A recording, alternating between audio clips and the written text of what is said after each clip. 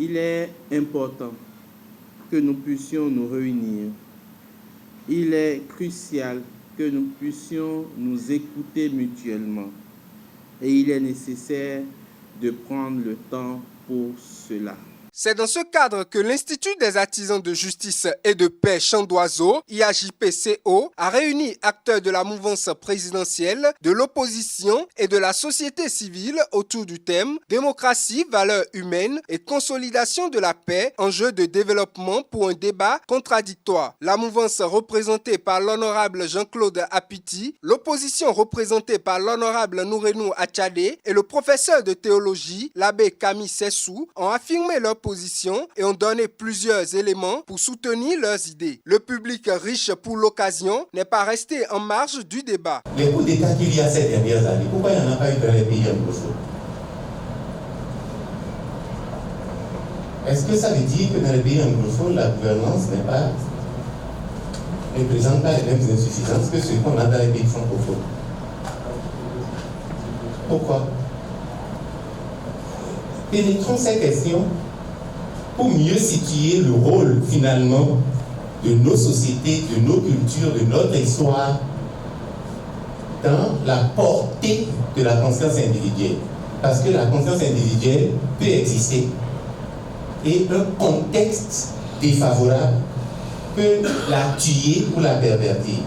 Aux États-Unis, vous pouvez faire les élections au suffrage populaire, quelqu'un va être battu et les grands électeurs vont faire de lui le président de la République. Mais c'est la démocratie. Je voudrais nous interroger parce que pour moi, en définitive, la finalité de tout ça, le ministre Koto Lazare a dit autrement. Est-ce que ce n'est pas la justice sociale? Je voudrais qu'on saisisse l'occasion de cette rencontre pour nous prononcer sur quelque chose que nous avons entendu ces derniers temps d'un éminent intellectuel et politique africain qui dit: avez-vous déjà vu un pays démocratique qui s'est développé à partir de la démocratie?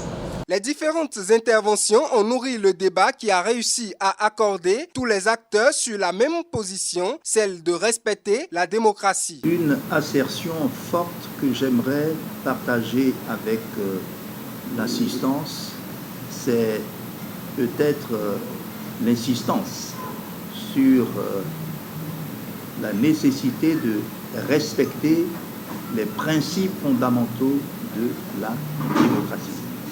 Et ces principes fondamentaux s'appuient sur des valeurs universelles. Ces valeurs universelles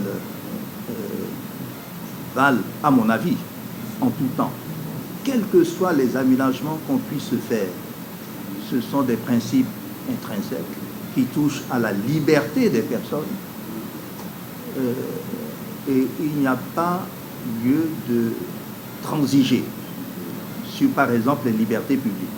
Les valeurs humaines constituent l'épine dorsale de tout ça. Parce que tout ce que nous disons, qu'on parle de démocratie, qu'on parle de paix, qu'on parle de développement, tout tourne autour de l'homme. Tout se fait pour l'homme.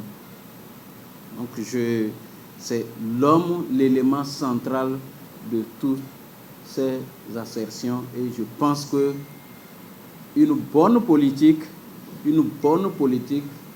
démocratique place l'homme au cœur des actions politiques et prend l'homme dans son social comme vecteur de développement.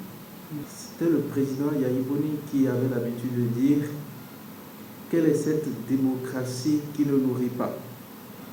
Une démocratie doit pouvoir nourrir ses enfants. Et je pense que c'est d'autant plus important qu'ils sont liés là, la nécessité du développement que doit pouvoir induire toute démocratie. Mais développement, il ne peut avoir, développement qui est un enjeu, il ne peut avoir le développement que dans la vérité que j'appelle valeur humaine. La vérité se puise dans les valeurs humaines et la consolidation de la paix. Consolidation de la paix, vérité et développement. Ces notions se tiennent la main. et avancent ensemble. Les acteurs ont convergé leurs idées afin d'apporter davantage au développement national. Les réflexions continuent et s'ouvrent désormais sur des siècles de réflexion. Prochaine activité sur le thème démocratie, valeurs humaines et consolidation de la paix, enjeux de développement.